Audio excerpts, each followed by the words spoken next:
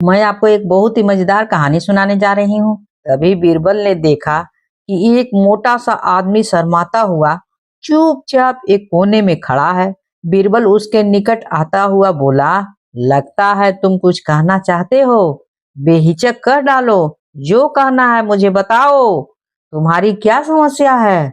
वह मोटा व्यक्ति सकचाते हुए बोला, मेरी समस्या यह है कि मैं पढ़ा लिखा नहीं हूँ। मैंने अपनी शिक्षा पर ध्यान ही नहीं दिया। मुझे खेद है। मैं भी समाज में सिर उठाकर सम्मान से जीना चाहता हूँ, पर अब नहीं लगता है कि ऐसा कभी हो पाएगा, क्योंकि मैं पढ़ा लिखा हूँ नहीं। बीरबल ने बोला, नहीं नहीं, कोई देर नहीं हुई है, ऐसा जरूर होगा। यदि तुम हिम्मत न हारो और परिश्रम करो, तुम में भी योग्यता है। बीरबल ने कहा, लेकिन ज्ञान पाने में तो सालों लग सकते हैं। उस मोटा आदमी ने कहा, मैं इतना इंतजार नहीं कर सकता हूँ। मैं तो यह जानना चाहता हूँ कि क्या ऐसा कोई तरीका है कि चुटकी बजाते ही प्रसिद्धि मिल जाए। प्रसिद्धि पाने का ऐसा आसान रास्ता कोई नहीं है। बीरबल बोला, यदि तुम वास्तव में योग्य और प्रसिद्ध कहलाना चाहते हो, तो मेहनत तो करनी ही होगी, तो ही कुछ समय के लिए। यह सुनकर मोटा आदमी सोच में डूब गया। नहीं, मुझ में इतनी धैर्य नहीं है। मोटे आदमी ने कहा, मैं तो तुरंत ही प्रसिद्धि पाकर पंडित जी कहलाना चाहता हूँ। ठीक है, बीरबल बोला, इसके लिए तो एक ही उपाय है। कल तुम बाजार में जाकर खड़े हो जाना। मेरे भेजे हुए आदमी वहां होंगे, जो तुम्हें पंडित जी कहकर पुकारेंगे। वे बार बार जोर जोर से ऐसा कहेंगे, इससे दूसरे लोग का ध्यान उस ओर जाएगा। वे भी तुम्हें पंडित जी कहना शुरू कर देंगे। ऐसा होना स्वाभाविक भी है, लेकिन हमारा नाटक तभी सफल होगा जब तुम गुस्सा दिखाते हुए उन पर पत्थर फेंकने लगोगे या हाथ में लाठी लेकर उनको दौड़ाना होगा तुम्हें।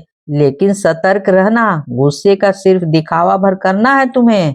किसी को चोट नहीं पहुंचनी चाहिए, समझे कि नहीं समझे? उस समय तो वो मोटा आदमी कुछ नहीं समझ पाया और घर लौट गया। अगली सुबह वो मोटा आदमी बीरबल के कहे अनुसार व्यस्त बाजार में जाकर खड़ा हो गया।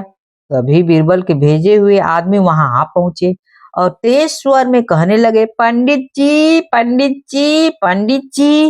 मोटे आदमी ने यह सुनकर अपनी लाठी उठाई और भाग पड़ा उन आदमियों के पीछे, जैसे सच में ही पिटाई कर देगा। बीरबल के भेजे आदमी वहां से भाग निकले, लेकिन पंडित जी का राग अलापना उन्होंने नहीं छोड़ा। कुछ ही देर बाद आवारा लड़कों का वहां घूमता हुआ समूह पंडित जी चिल्लाता हुआ उस मोटे आदमी के पास आ पहुंचा। बड़ा मजेदार दृश्य उपस्थित हो गया था। मोटा आदमी लोगों के पीछे दौड़ता रहा और लोग पंडित जी कहते हुए नाच गाकर चिल्ला रहे थे। अब मोटा आदमी पंडित जी के नाम से प्रसिद्ध हो गया। जब भी लोग उसे देखते तो पंडित जी कहकर ही संबोधित करते। अपनी ओर से तो लोग यह कहकर उसका मजाक उड़ाते थे कि वह उन पर पत्थर फेंकेगा या लाठी लेकर उनके पीछे दौड़ेगा। लेकिन उन्हें क्या पता था कि मोटा तो यही चाहता था, वह प्रसिद्ध तो होने ही लगा था। इसी तरह महीने बीत गए। मोटा आदमी तो थक चुका था और यह भी समझ गया था कि लोग उसे सम्मानवश पंडित जी नहीं कहते, बल्कि ऐसा कहकर तो वे उसका उपहास करते हैं। लोग जान गए थे कि पंडित जी कहने से उसे गुस्सा आ जाता है।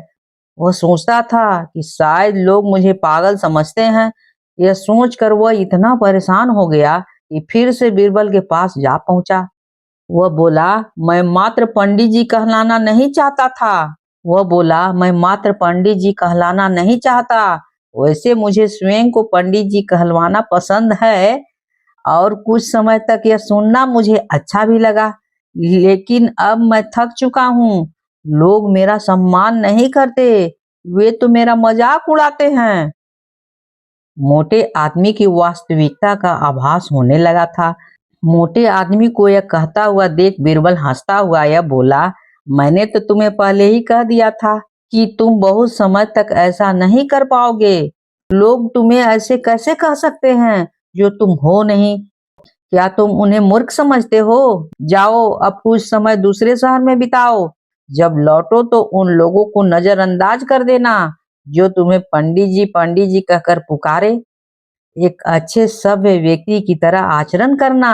शीघ्र ही लोग समझ जाएंगे कि पंडित जी कहकर तुम्हारा उपहास करने में कुछ नहीं रखा और वे ऐसा करना छोड़ देंगे। मोटे आदमी ने बीरबल के निर्देश पर अमल किया। जब वह कुछ माह बाद दूसरे शहर से लौट कर आया तो लोगों ने उसे पंडित जी कहकर परेशान करना चाहा, लेकिन उसने कोई ध्यान नहीं दिया।